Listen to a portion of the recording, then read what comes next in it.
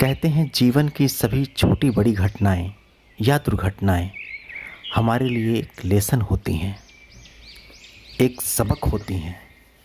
हम सीखते हैं उनसे, कुछ समझते हैं उनसे, फिर अपने बच्चों को समझा पाते हैं।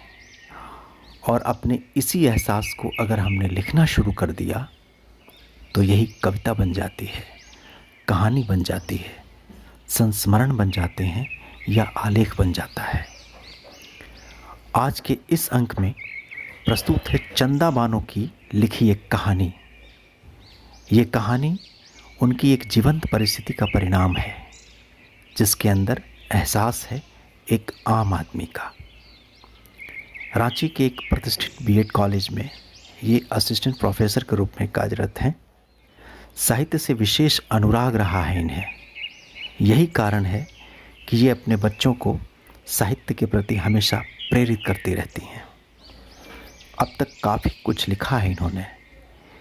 इनकी कुछ विशेष रचनाओं की चर्चा किसी और अंक में करूँगा। फिलहाल आइए इनकी एक कहानी सुनते हैं। एक शाम मैं और मेरे पति कुछ मार्केटिंग करने निकले। मैं अपनी नई स्कूटी से जाना चाह रही थी, किंतु मेरे पति ने अपना खटारा स्कूटर ही ये कहते हुए चुना कि कभी कभी इसे भी चलाया जाए। कुछ काम निपटाने के बाद हम लोगों ने सब्जी खरीदी, जिसमें मैं अपनी मनपसंद सब्जी बैगन लेना नहीं भूली। अब घर लौटना था। फिर ख्याल आया कि घर में इंतज़ार कर रहे बच्चों के लिए कुछ मिठाई भी लेना है।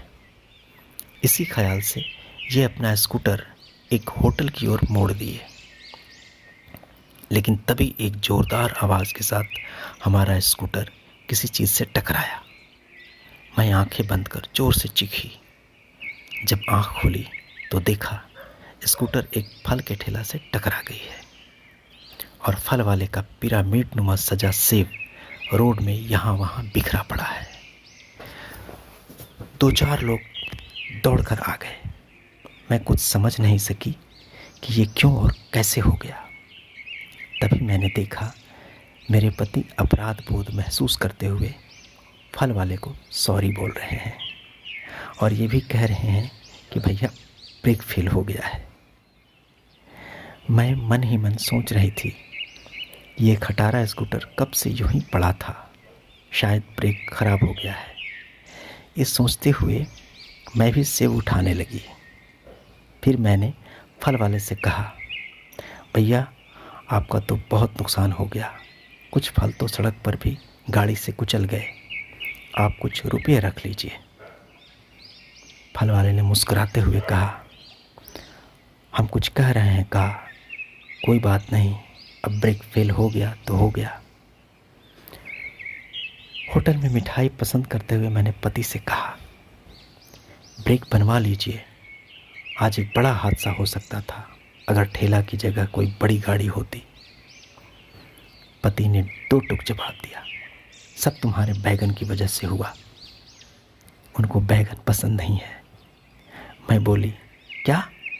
वो बोले, हाँ, कोई ब्रेक फेल नहीं हुआ है, पैर के पास रखी थैली में जो बैगन था मैंने उसे ही ब्रेक समझकर दबा दिया और टक्कर हो गई। अब हम दोनों जोर से हंसने लगे। तभी लगा होटल के बाकी लोग हमें ही घूर रहे हैं।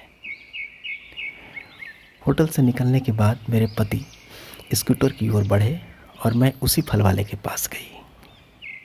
फल वाला अभी भी बिना शिकायत के मुस्कुरा रहा था। मुझे पता था कि फल गिरने से उसका नुकसान हुआ है, लेकिन ये भला मानुस कुछ बोल नहीं रहा है।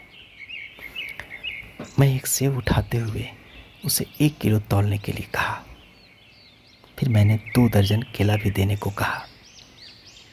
मेरे पति दूर से ये देख समझ नहीं पा रहे थे कि घर पर सेब और केला है, फिर भी ये क्यों खरीद रही है। मैं उनके चेहरे पर पड़े प्रश्न चिन्ह को भांप गई और अपनी उंगली मुंह पर रखकर उन्हें चुप रहने का इशारा किया। अब फल वाला मुस्कुराकर सेब तौलने लगा। मैंने पहली बार बिना मोल भाव किए सेब तौलने को कहा।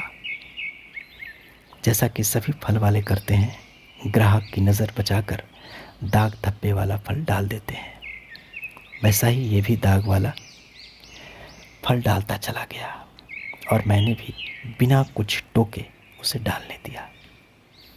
मैं उसकी चतुरता पर मुस्कुरा भी रही थी। इसी तरह वो दाग वाला केला भी डालता गया। मैं निर्विरोध गला हुआ केला लेकर खुश होती गई। ये सब बातें मेरे पति के समझ से बाहर थीं। घर पहुंचकर वे बोले, सेब केला तो घर पर था, फिर क्यों लिया? मैंने कहा, ज़रूरी नहीं कि हर वक्त अपना ही फ़ायदा देखा जाए। कभी कभी दूसरे के लाभ हानि पर भी विचार करना चाहिए। जब फल वाला अपनी इंसानियत दिखाकर हर्जाना नहीं लिया, तो हम क्यों नहीं उसके फ़ायदे को ध्यान में रखकर अपनी इंसानियत के धर्म को अपनाएं? मैं भी उसके दाग धब्बे वाले फल को लेकर खुश थी। कहानी चंदा बानो, स्वर पंकज कुमार।